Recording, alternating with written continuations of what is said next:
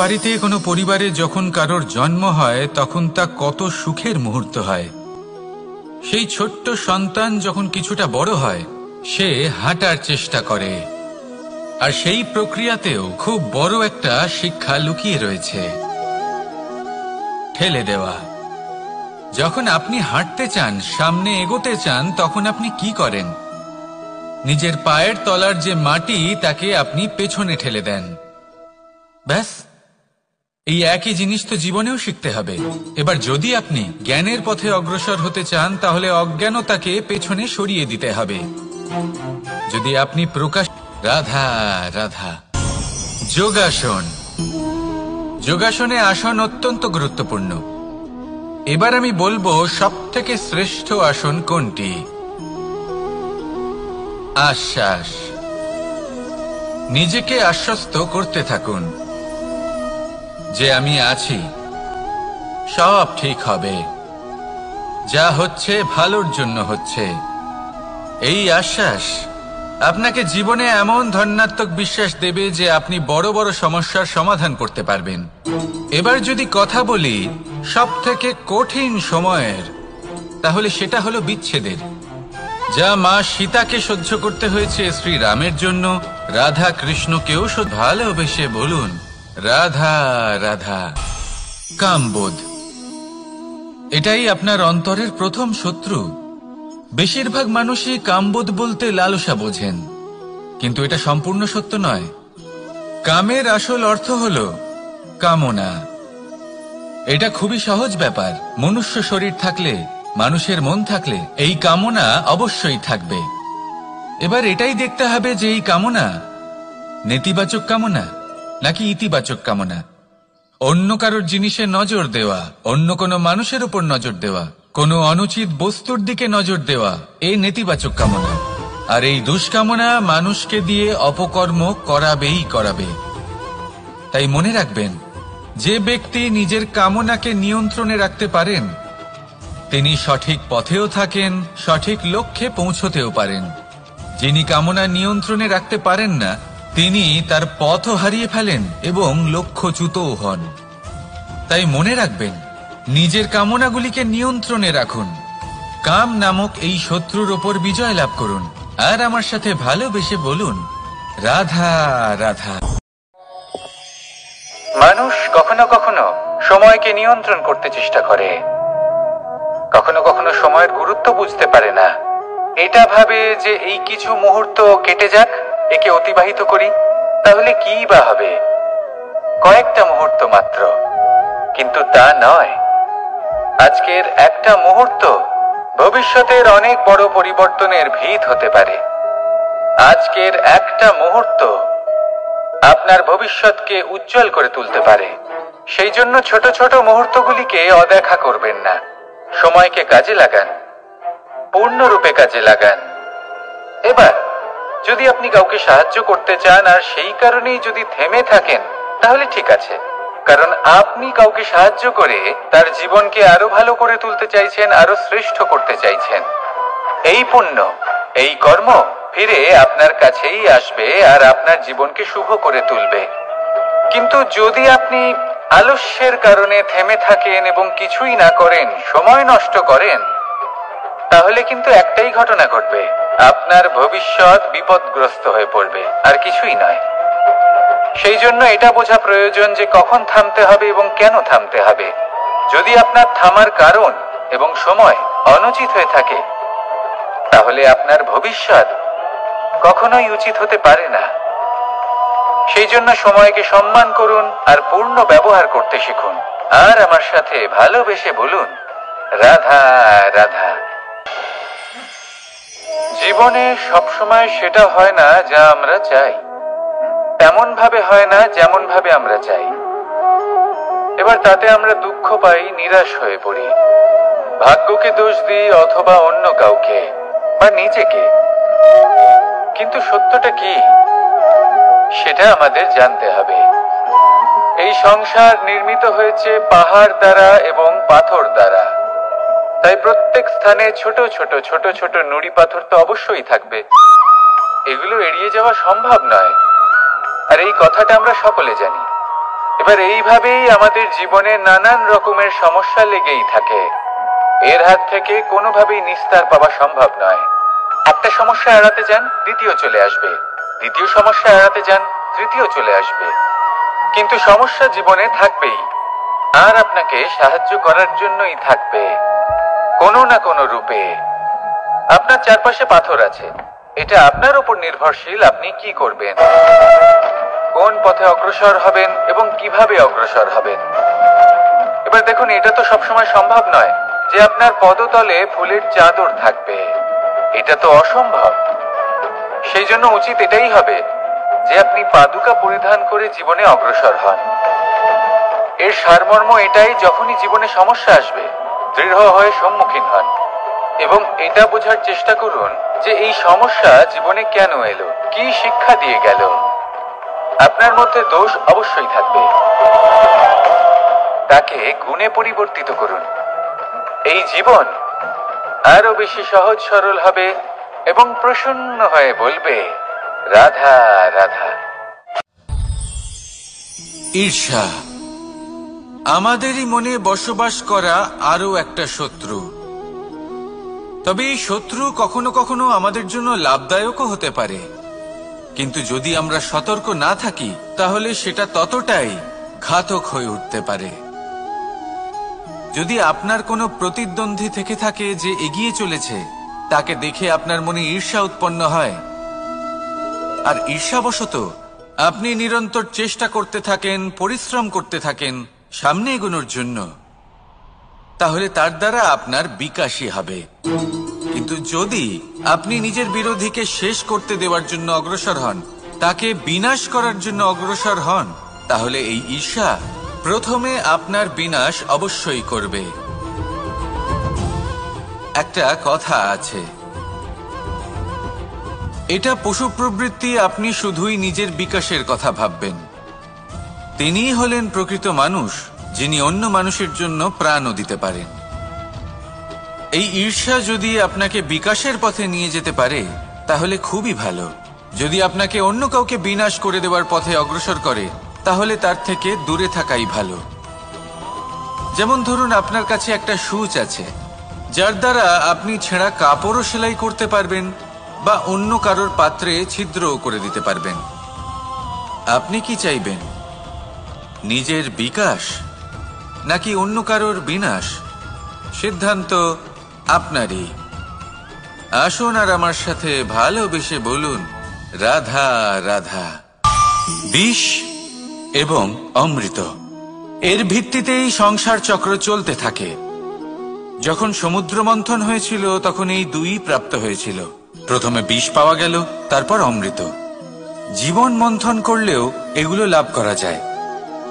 এবার এই যে বিষ, তা হলো অমৃতের থেকে অনেক বেশি শক্তিশালী এবং সেই জন্যই অনেক বেশি ঘাতকও।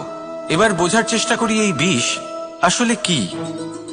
যে কোনো বস্তু বা কোনো ভাব যদি মাত্রার থেকে বেশি পরিমাণে আপনার কাছে থাকে, প্রয়োজনের থেকে বেশি আপনার কাছে থাকে, তাহলে সেটা আপনার কাছে বিষ সমান হতে পারে। তা সে ধন হোক, শক্তি হোক, সম্মান হোক, ইত্যাদি ইত্যাদি। যদি আপনার কাছে এমন কিছু থেকে থাকে যা মাত্রার থেকে বেশি পরিমাণে আপনার কাছে আছে, তাহলে তাকে ভাগ করতে শিখুন। যদি আপনি ভাগ করতে শিখে যান তাহলে এই বিষই আপনার জন্য অমৃতে পরিণত হবে, আর তাদের কাছেও অমৃত সমান হয়ে উঠবে যাদের এই সাহায্যের প্রয়োজন। তাহলে ভাগ করে নিতে শিখুন আর আমার সাথে ভালোবেসে বলুন, রাধা রাধা। মানুষ বড়ই বিচিত্র প্রাণী। অধিক থেকে অধিকতর ধন লাভ করার চেষ্টায় নিজের শরীরকে নষ্ট করে ফেলেন, নিজের শক্তি হারিয়ে ফেলেন, নিজের সামর্থ্য হারিয়ে ফেলেন। আর যে ধন লাভ করেন সেটা কোথায় যায়? সেই শক্তি, সেই সামর্থ্যকে আবার ফিরে পাওয়ার জন্য। আর কিছু মানুষ জীবন এমন ভাবে যাপন করেন যেন তা কখনোই শেষ হবে না, কিন্তু শেষ তো সবারই হবে। আর যখনই শেষটা কাছে চলে আসে তখন মানুষ এটা বুঝতে পারেন যে সে জীবনকে উপভোগ করেননি। সে বলুন, রাধা রাধা। মন, জীবনে যখনই কোনো বস্তু বা সুখ স্বাচ্ছন্দ্য অধিক মাত্রায় আপনার কাছে চলে আসে তখন নিজেকে শ্রেষ্ঠ মনে করার একটা প্রবণতা দেখা যায়। যা হয় আত্মবিশ্বাসে পরিণত হয়, নয়তো অহংকারে।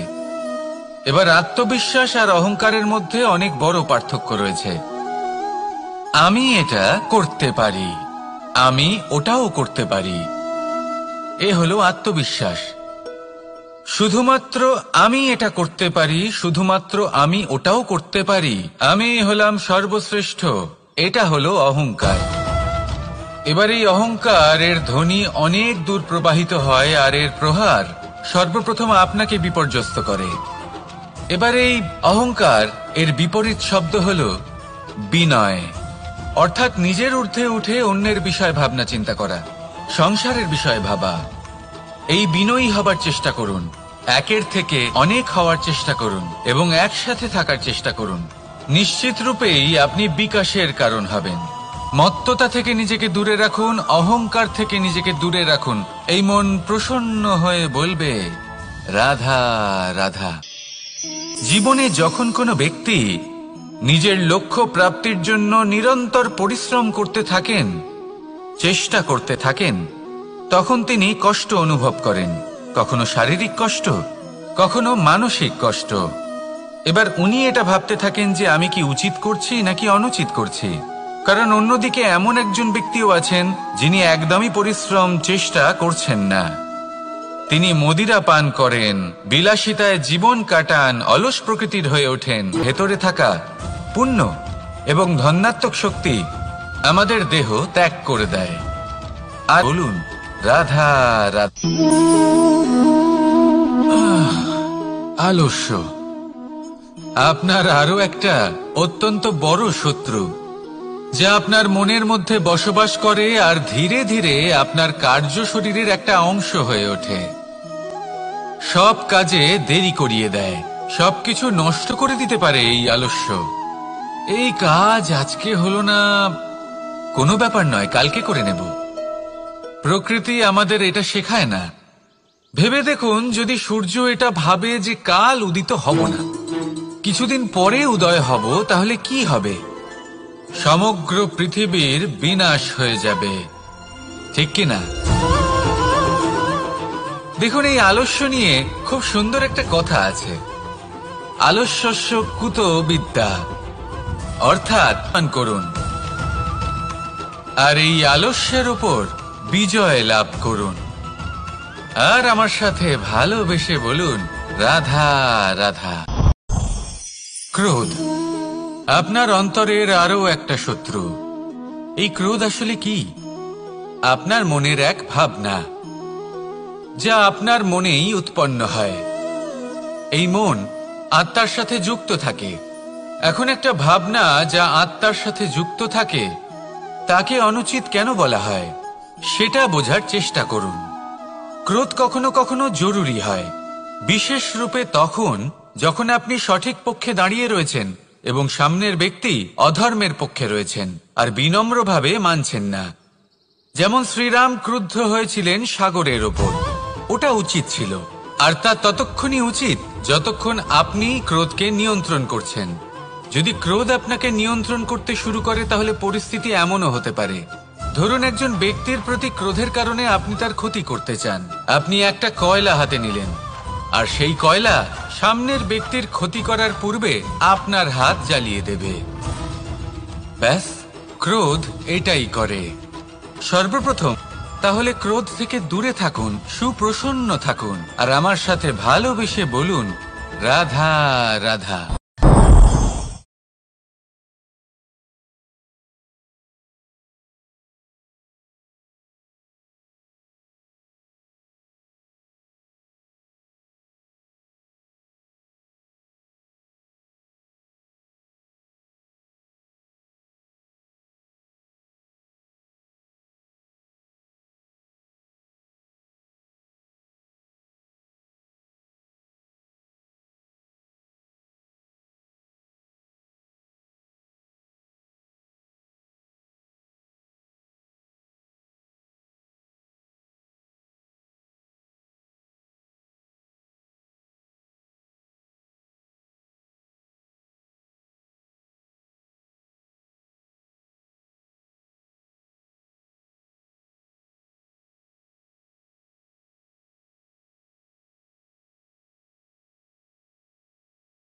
থাকে তাহলে তারা তাদের সন্তানকে কখনো দুঃখে, চিন্তায়, যন্ত্রণায় দেখতেই পারবে না।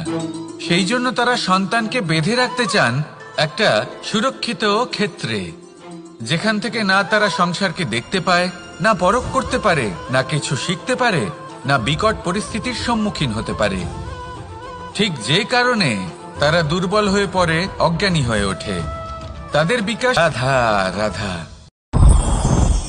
লোভ আপনার অন্তরের আরো একটা শত্রু। দেখতে গেলে এটা একটা শব্দ, একটা সংস্কৃত শব্দ। লব ধাতু থেকে উৎপন্ন হয়েছে। এর অর্থ কিছু লাভ করা। কিছু লাভ করা অনুচিত নয়, আরো কিছু লাভ করাও অনুচিত নয়, কিন্তু সব থেকে বেশি আমি লাভ করব, আমি আরো চাই, আরো বেশি চাই, আরো বেশি পেতে চাই। এটাই হলো লোভ। আর এই লোভ যখন গ্রাস করে তখন আপনি যা পেতে চান, সে ধনই হোক বা মানই হোক, তা অর্জন করার জন্য মানুষ যে কোনো স্তরে পৌঁছে যেতে পারে।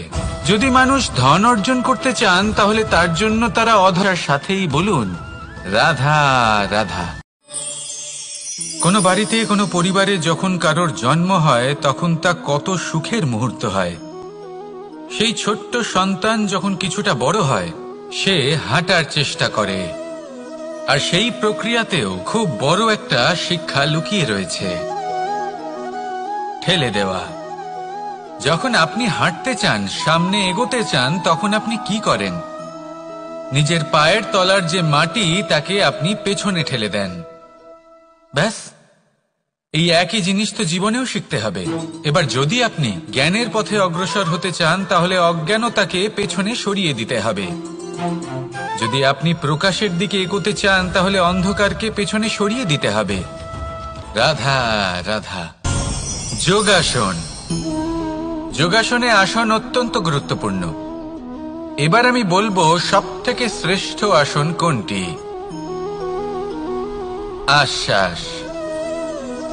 নিজেকে আশ্বস্ত করতে থাকুন যে আমি আছি, সব ঠিক হবে, যা হচ্ছে ভালোর জন্য হচ্ছে।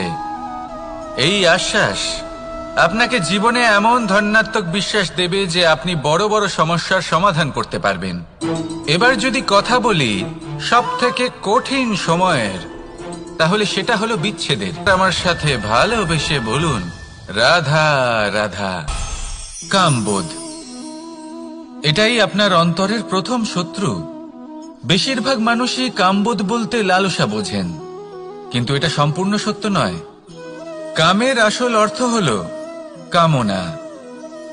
এটা খুবই সহজ ব্যাপার। মনুষ্য শরীর থাকলে, মানুষের মন থাকলে এই কামনা অবশ্যই থাকবে। এবার এটাই দেখতে হবে যে এই কামনা নেতিবাচক কামনা নাকি ইতিবাচক কামনা। অন্য কারোর জিনিসে নজর দেওয়া, অন্য কোনো মানুষের উপর নজর দেওয়া, কোনো অনুচিত বস্তুর দিকে নজর দেওয়া, এই নেতিবাচক কামনা। আর এই দুষ্কামনা মানুষকে দিয়ে অপকর্ম করাবেই করাবে। তাই মনে রাখবেন, যে ব্যক্তি নিজের কামনাকে নিয়ন্ত্রণে রাখতে পারেন তিনি সঠিক পথেও থাকেন, সঠিক লক্ষ্যে পৌঁছতেও পারেন। যিনি কামনা নিয়ন্ত্রণে রাখতে পারেন না তিনি তার পথও হারিয়ে ফেলেন এবং লক্ষ্যচ্যুতও হন। তাই মনে রাখবেন, নিজের কামনাগুলিকে নিয়ন্ত্রণে রাখুন। কাম নামক এই শত্রুর ওপর বিজয় লাভ করুন। আর আমার সাথে ভালোবেসে বলুন রাধা রাধা। মানুষ কখনো কখনো সময়কে নিয়ন্ত্রণ করতে চেষ্টা করে, কখনো কখনো সময়ের গুরুত্ব বুঝতে পারে না। এটা ভাবে যে এই কিছু মুহূর্ত কেটে যাক, একে অতিবাহিত করি, তাহলে কি বা হবে, কয়েকটা মুহূর্ত মাত্র। কিন্তু তা নয়। আজকের একটা মুহূর্ত ভবিষ্যতের অনেক বড় পরিবর্তনের ভিত হতে পারে। আজকের একটা মুহূর্ত আপনার ভবিষ্যৎকে উজ্জ্বল করে তুলতে পারে। সেই জন্য ছোট ছোট মুহূর্তগুলিকে অদেখা করবেন না। সময়কে কাজে লাগান, পূর্ণরূপে কাজে লাগান।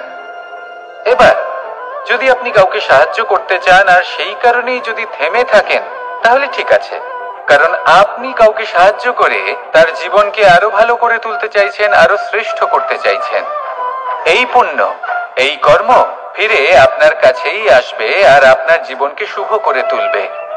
কিন্তু যদি আপনি আলস্যের কারণে থেমে থাকেন এবং কিছুই না করেন, সময় নষ্ট করেন, তাহলে কিন্তু একটাই ঘটনা ঘটবে, আপনার ভবিষ্যৎ বিপদগ্রস্ত হয়ে পড়বে, আর কিছুই নয়।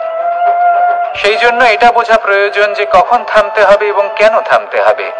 যদি আপনার থামার কারণ এবং সময় অনুচিত হয়ে থাকে, তাহলে আপনার ভবিষ্যৎ কখনোই উচিত হতে পারে না। সেই জন্য সময়কে সম্মান করুন আর পূর্ণ ব্যবহার করতে শিখুন। আর আমার সাথে ভালোবেসে বলুন, রাধা রাধা। জীবনে সবসময় সেটা হয় না যা আমরা চাই, তেমন ভাবে হয় না যেমন ভাবে আমরা চাই।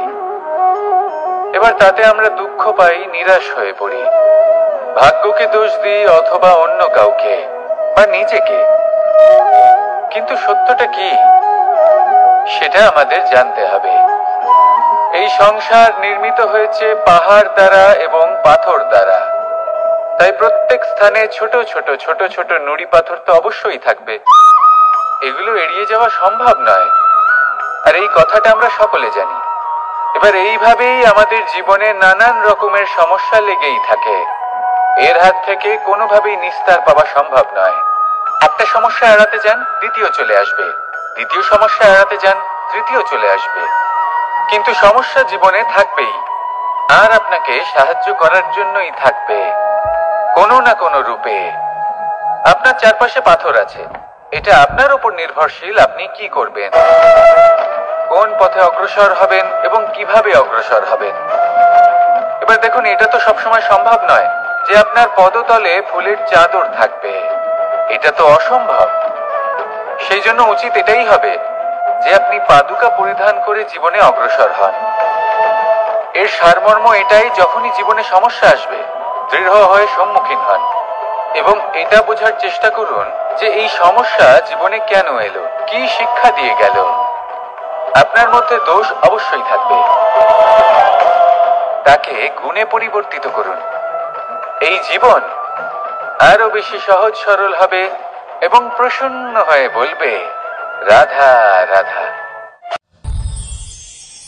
ঈর্ষা আমাদেরই মনে বসবাস করা আরো একটা শত্রু।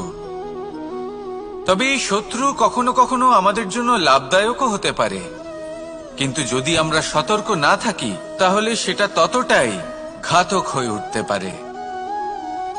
যদি আপনার কোনো প্রতিদ্বন্দ্বী থেকে থাকে যে এগিয়ে চলেছে, তাকে দেখে আপনার মনে ঈর্ষা উৎপন্ন হয়, আর ঈর্ষাবশত আপনি নিরন্তর চেষ্টা করতে থাকেন, পরিশ্রম করতে থাকেন সামনে এগোনোর জন্য, তাহলে তার দ্বারা আপনার বিকাশই হবে। কিন্তু যদি আপনি নিজের বিরোধীকে শেষ করতে দেওয়ার জন্য অগ্রসর হন, তাকে বিনাশ করার জন্য অগ্রসর হন, তাহলে এই ঈর্ষা প্রথমে আপনার বিনাশ নাকি অন্য কারোর বিনাশ, সিদ্ধান্ত আপনারই। আসুন আর আমার সাথে ভালোবেসে বলুন, রাধা রাধা। বিষ এবং অমৃত, এর ভিত্তিতেই সংসার চক্র চলতে থাকে।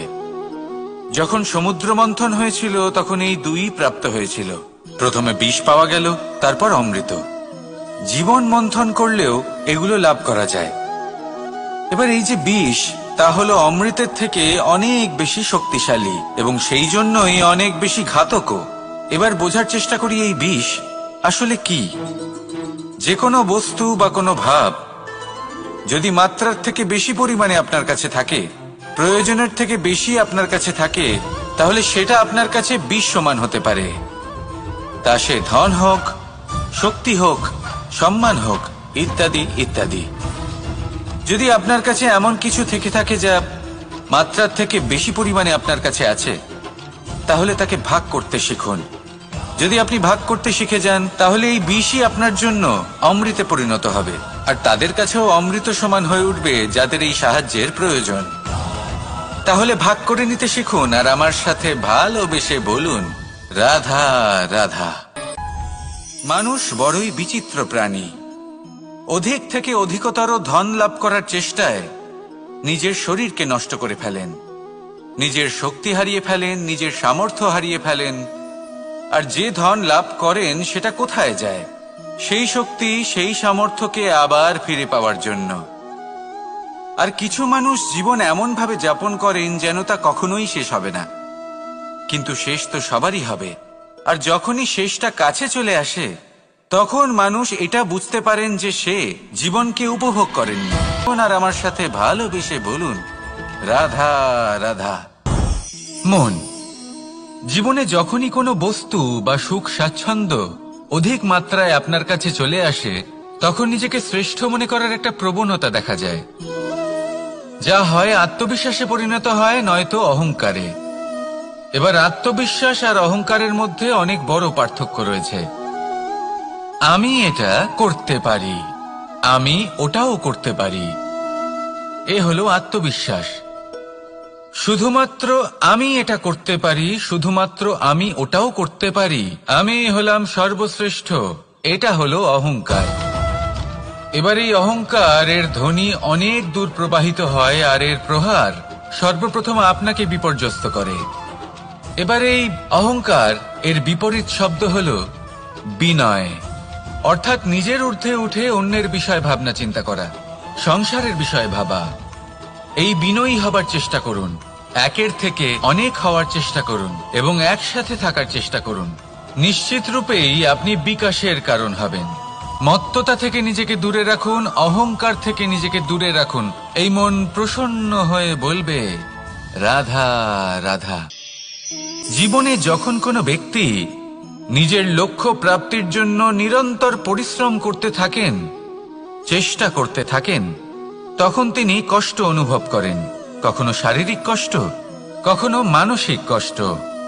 এবার উনি এটা ভাবতে থাকেন যে আমি কি উচিত করছি নাকি অনুচিত করছি। কারণ অন্যদিকে এমন একজন ব্যক্তিও আছেন যিনি একদমই পরিশ্রম চেষ্টা করছেন না। তিনি মদিরা পান করেন, বিলাসিতায় জীবন কাটান, অলস প্রকৃতির হয়ে ওঠেন, নিদ্রাতে আমাদের দেহ ত্যাগ করে দেয়। আর এই রাধা রাধা আলস্য আপনার আরো একটা অত্যন্ত বড় শত্রু, যা আপনার মনের মধ্যে বসবাস করে আর ধীরে ধীরে আপনার কার্য শরীরের একটা অংশ হয়ে ওঠে। সব কাজে দেরি করিয়ে দেয়, সবকিছু নষ্ট করে দিতে পারে এই আলস্য। এই কাজ আজকে হলো না, কোনো ব্যাপার নয়, কালকে করে নেব। প্রকৃতি আমাদের এটা শেখায় না। ভেবে দেখুন, যদি সূর্য এটা ভাবে যে কাল উদিত হব না, কিছুদিন পরে উদয় হব, তাহলে কি হবে? সমগ্র পৃথিবীর বিনাশ হয়ে যাবে, ঠিক কিনা? দেখুন, এই আলস্য নিয়ে খুব সুন্দর একটা কথা আছে, আলস্যস্য কুতো বিদ্যা, অর্থাৎ সম্মান করুন আর এই আলস্যের উপর বিজয় লাভ করুন। আর আমার সাথে ভালোবেসে বলুন, রাধা রাধা। ক্রোধ আপনার অন্তরের আরো একটা শত্রু। এই ক্রোধ আসলে কি? আপনার মনের এক ভাবনা, যা আপনার মনেই উৎপন্ন হয়। এই মন আত্মার সাথে যুক্ত থাকে। এখন একটা ভাবনা যা আত্মার সাথে যুক্ত থাকে, তাকে অনুচিত কেন বলা হয় সেটা বোঝার চেষ্টা করুন।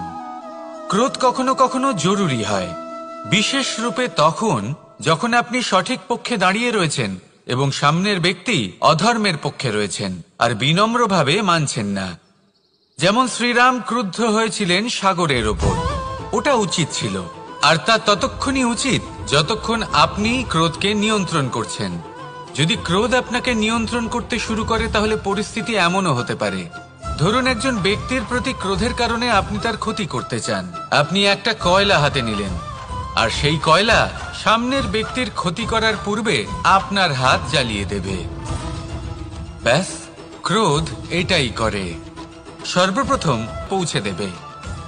তাহলে ক্রোধ থেকে দূরে থাকুন, সুপ্রসন্ন থাকুন আর আমার সাথে ভালোবেসে বলুন, রাধা রাধা।